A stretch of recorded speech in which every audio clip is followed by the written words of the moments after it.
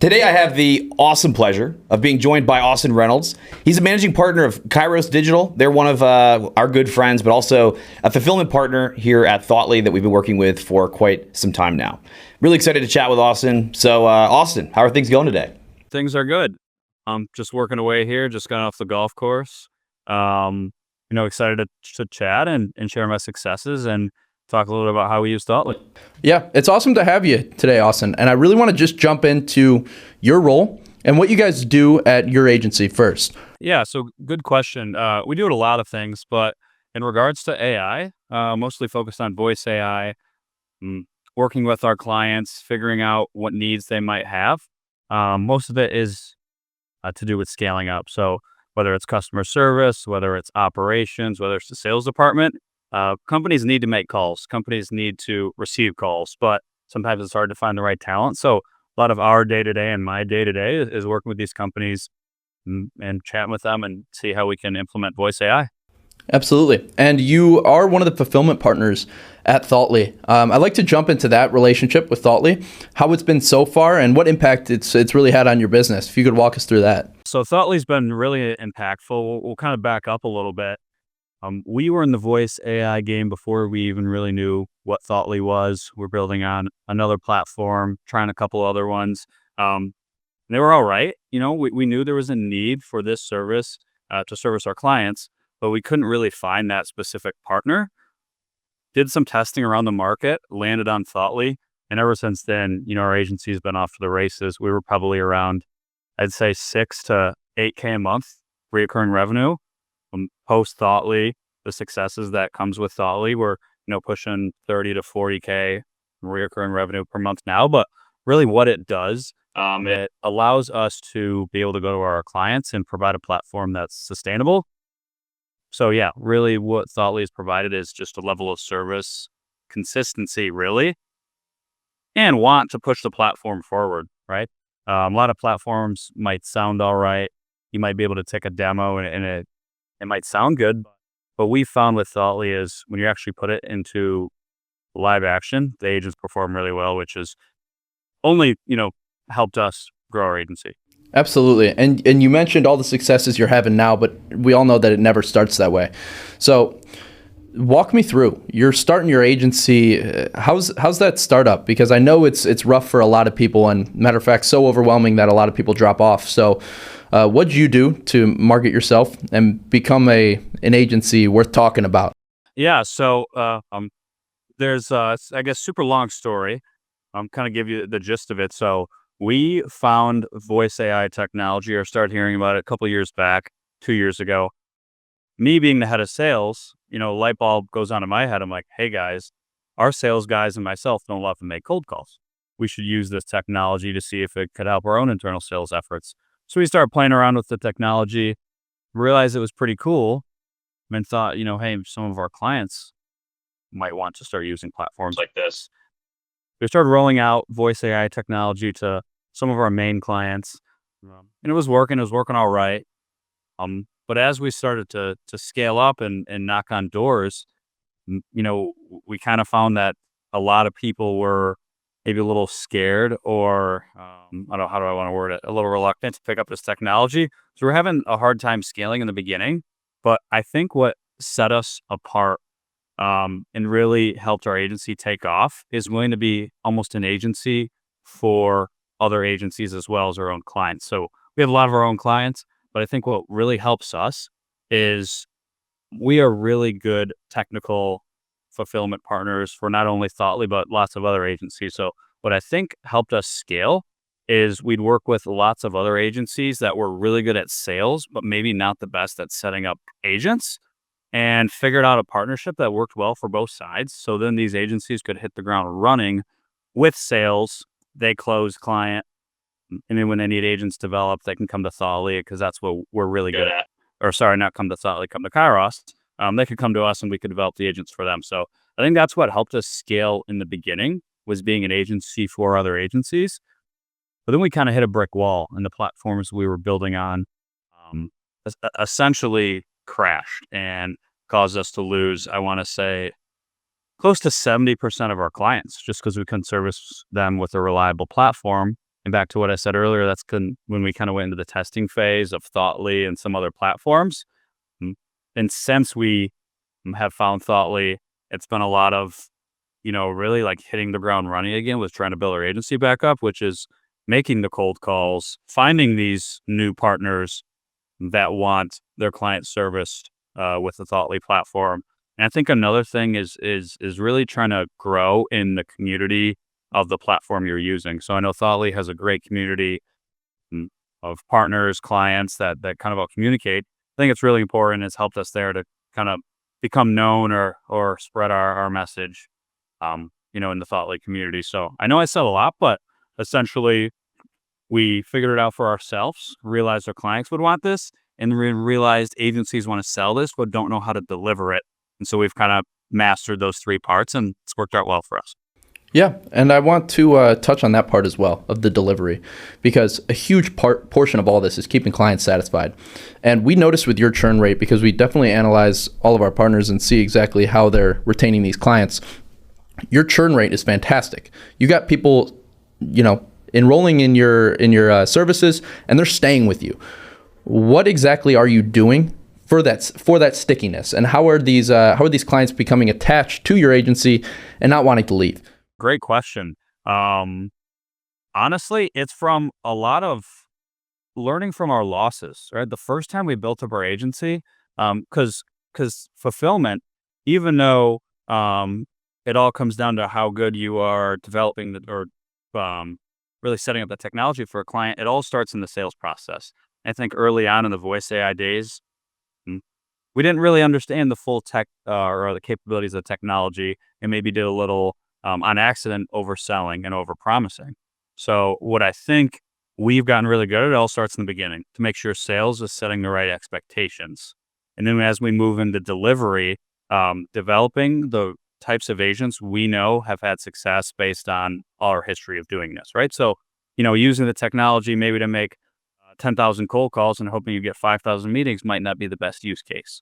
So again, starting at the beginning and setting expectations correctly in sales, making sure you have a delivery process that's repeatable. We could ask any one of our team members, from sales guy to developer, hey, like, once a deal's closed, what is the process to get a client from kickoff meeting to live?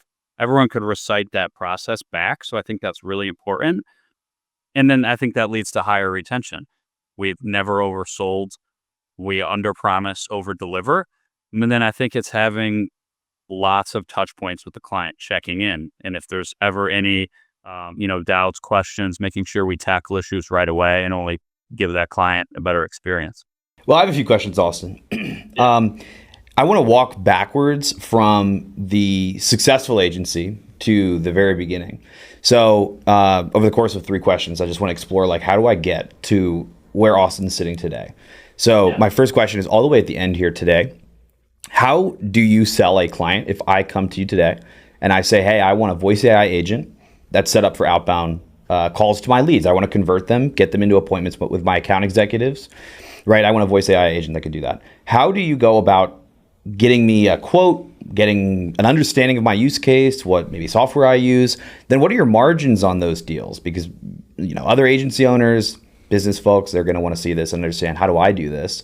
So just walk me through the quote process and your actual numbers on that, and what I can expect if I were to do something similar.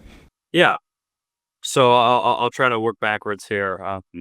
It's a beefier question. So really, like, how we're selling, right? If we have a lead come in, that first demo, we're always starting with introductions to ourselves. We make sure that prospect knows exactly who they're talking to, who we are, and a little bit about our story. Really just get the prospect to start feeling comfortable. Next, we always want the prospect to then start opening up on who they are, and in a perfect world, how do they want to use voice AI technology before we ever start trying to shove something down their throat. So we don't want to do that. We want to see, like, what is their dream goal when they clicked on the social media ad. Like, what are they really hoping for to get the technology? So they're going to talk about their use case.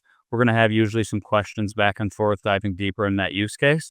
Then it really moves, and this is probably 20 minutes into the conversation. Then we start moving to specific technologies, because we really want to uncover what platforms they're using. If it's a sales organization that we're talking to, most importantly, it's the CRM. Are we integrating with HubSpot, Salesforce, go high level? And so at that point, we're about 20 minutes on that first demo. We know who each other is. We know what they want out of their use case, and we know their technology. And then from there on that first call, that's pretty much it. We kind of know enough to put together a proposal. So how we do proposals and pricing, Kyros Digital has always been a dollars per hour shop. So we keep it pretty simple. We go back internally and map out how many hours is this going to take to set up, and this is our hourly rate. Our proposals normally fall between $4,000 and $6,000 for setup. And so again, that's between 40 and 60 hours worth of setup. The talent that we're paying to set these, and so this is to answer your margins question, the talent that we're paying to set these agents up falls around $20 to $25 an hour. So if you're billing every hour you work on the project at, let's say at $120 an hour, and your talent's $20 an hour, roughly you're making $100 an hour, in profit for the company. But then back to, I guess, the sales process. We've gone through that first meeting. Kyros internally has put numbers together. We're calling a second meeting. Actually, sorry, I forgot something, what we're doing on that first call. Lots of prospects will actually want to hear a demo, not just from a generic website, but around the script that they envision using for the AI agent. So on that first call as well, we're gathering that script if it's something they ask for, and asking a couple questions about what they want to hear in their demo agent. From there, Kyros has our internal meeting on how much the proposal is going to be. We're putting together the demo agent if there is one needed, sending out the demo agent. And at that point, this second meeting should already be scheduled. Then when we hop on that second meeting, they already have feedback from the demo agent, and usually it's positive and they're excited and they played with the technology and circulated that amongst their team. Usually there's a couple team members who join that call. And then from there, we present the proposal live on the call, answer any questions, again, back to the demo or the proposal, and try to go and establish next steps and get them locked in there. I hope I answered all that. It was a lot, but that's our process in a nutshell. That's great. And then my walking back on the second part of that is, how did you figure that out? How did you find the talent that does the actual fulfillment implementation? How did you figure out pricing? How did you get to where you are today once you started Kyros? Again, great question. And back to what I said earlier, it all comes from learning from the losses and some struggles we went through building up an agency. We've tried every type of pricing model. We've had the first ever go at this. We were charging companies $10,000 setup with no reoccurring revenue after that, no monthly support. It was really high, tough barrier to entry. We weren't building up any reoccurring revenue. The customer wasn't really getting any support after launch. That's just one example of something we messed up on early on. So from pricing models, we've tried everything from no setups to high setups. And really what we've decided on now is we really looked at our numbers for 6 and 12-month retention rates and figured out what's going to make us the most money over the course of 6 or 12 months. What's the perfect happy medium of setup and support, and not just makes us the most money, client has the best experience, and it's a win-win for everyone. That's how we've settled on our pricing now. As far as talent, again, you're going to hear me say this a lot. We've kind of figured out what works and what doesn't work by some of our, I guess, call them failures or misses in the past. At heart, we are a software development shop, our main company. So early on, we were having software developers build these agents. And while they were really good at it, because software developers are really smart people, it's not what they went to school for and not what they want to work on. And they're also really high paid employees, which was, hurting our margins. And so learning that, okay, we have devs, but they might not want to work on all the agent building, just the technical piece. But someone like myself, who's just sales guy, operations leader, I'm not technical enough to build the agents. So we started searching for kind of a happy medium. And funny enough, we have a connection at the local community college here in Grand Rapids, Michigan. And they're the first school in Michigan to develop a 2-year AI program. So we know the dean and the head of that program over there. So we actually reached out and started saying, hey, your students that are expressed they're open for work that are graduating this program, send us over, or send them over our way. We have exactly the type of work that you're getting these kids ready for. And so that's a pipeline that started not too long ago. And that's been by far the best, best talent. And, because we're getting people that have trained for 2 years to implement AI tools. And so it's kind of been a perfect fit. That's interesting. My last question is getting onto the thread, and maybe you can continue this of Thoughtly. Now that you made it past a few speed bumps with other platforms, you've really started to scale up once again. You're using Thoughtly. What do you see from your customers? They're on Thoughtly. They're using it every day. What do you typically see in terms of quantitative metrics that you can share on the successes of voice AI in the different industries and verticals that you're serving, whether it's conversion rates for outbound SDRs potentially, or handle rates for inbound customer service agents, or data collection rates over human agents when doing operations calls?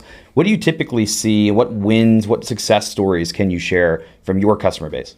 Yeah, I don't know exact numbers off the top of my head, but I could tell you just conversations of having day in and day out with day in and day out with clients. Um, let's just start with sales, right?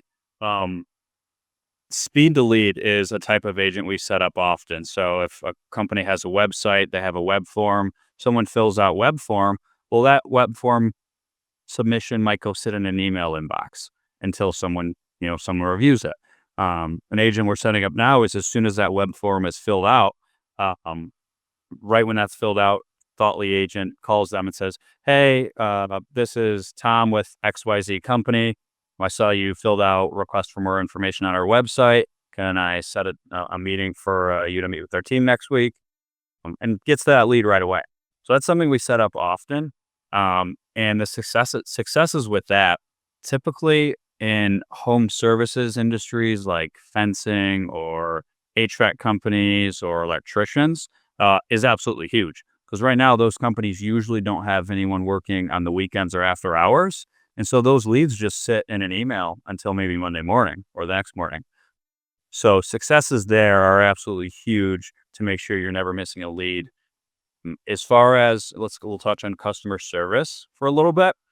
We had an organization that is in the marketing industry, and this is really common, just plucking one company out of lots that are similar.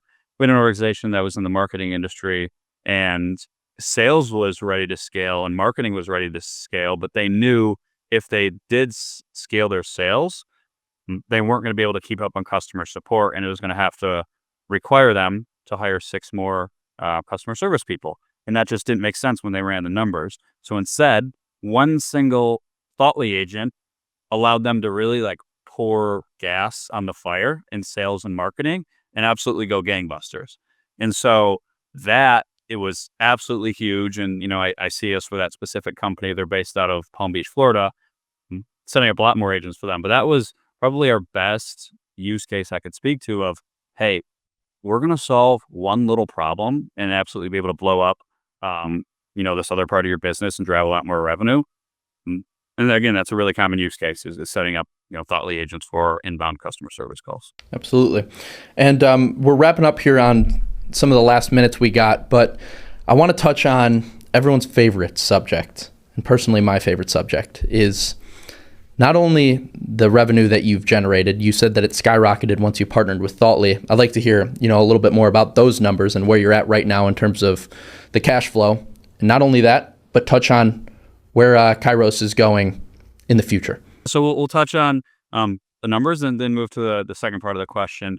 So when everything, we'll just call it the crash and burned, when our first platform kind of shut down, we went from 30-ish K a month to, forgot the exact number, but I bet it was close to $5,500 a month in monthly recurring revenue. And that was the only clients we could save. Right now, if I had to pull a snapshot in time as we're doing this call, I bet we're back close up to that 30 or 35K per month recurring revenue, and that's just one portion of the business. And right now, with where our goals are, we're adding roughly between, I'd say, 6 and 10K per week of monthly recurring revenue, specifically using Thoughtly. So do some reverse math there. I think we're going to be at a really high number, hopefully approaching maybe 100K or 6 figures a month for the first time ever at this year, which will be really exciting. Congratulations. Love that. As a business, is actually taking a cool step here. So, our main company is a software development shop, and we also have, I guess we'll call it our voice AI agency. But myself, that's actually, as of this fall, moving to Miami and starting Kyros Digital Miami, which will be acting as an AI consultancy. So hopefully companies are going to bring us in for me to be their chief AI officer, look at all their systems, platforms, human processes, and be able to make recommendations and plan roadmaps on the different AI tools we think we can plug in to save time and improve process. So that's super exciting. That'll be happening late September, early October. And we're super excited about that. Absolutely. And we'll meet you in Miami. We'll have a spot right next to yours. Austin, it's been a beyond of a pleasure working with you. It's been a great pleasure talking to you. And I wish you all the success in the future. Great talking to you, Austin. Hey, Austin. Good to do it, you guys. Austin, before we wrap, you said you started, you were golfing today. What'd you shoot? I did not play that well. I started with a double. I only played 9, shot 39. Started with a double, though. Okay. Well, we can work on that down in Florida. Yeah, we're gonna. It was a rough double. It was green side in this par 5 and 2. So should have been an easy birdie in the pocket and then just forgot how to golf. But we picked it back up. Still broke 40. Anytime there's a 4 in front of the score for 9 holes, I get real mad. But Yeah. Well, I think you'd crush me. Your score for 9? No, the other way. My score for 18 is your score for 9. What am I trying to say? No, his score for 9 is your score for 18. You said it correctly. My 9-hole score and your 18-hole score, or maybe opposite my match. So I know what you're saying. Catch him on the pickleball court. That's right. Let's pickle it up, Austin. I actually love pickleball. My parents and aunts and uncles are so into it, and it's funny enough. You'd think as an athlete, I played golf in college, which golf is a sport, by the way. I'd think, I'm going to go beat up on an older crowd. And no, people who know how to play pickleball, like they will put you in the dirt. Oh yeah. Even the seniors out there on the court, you're like, I'm going to go, I'm going to be careful. I'm going to go easy on them. And then they just annihilate you. Like on that, what was it, like a Bud Light commercial or something like that? That's exactly what happens. You got to be careful, That is what happens. I play with my aunt. She's like LeBron James of Grand Rapids. That's why pickleball is a great equalizer. Everybody is a sleeper, like the sleeper build pickler, right? Oh yeah, that's my aunt. Yeah. All right, Austin. We got this space for a designated amount of time. I would hate to fill it with golf and pickleball, but Austin. I would love to. Austin. Yeah. I know you guys got to keep being productive, but we'll talk to you guys this week, I'm sure. Sounds good, Austin. Great chatting, man. Yeah. Thanks for the time. Great seeing you.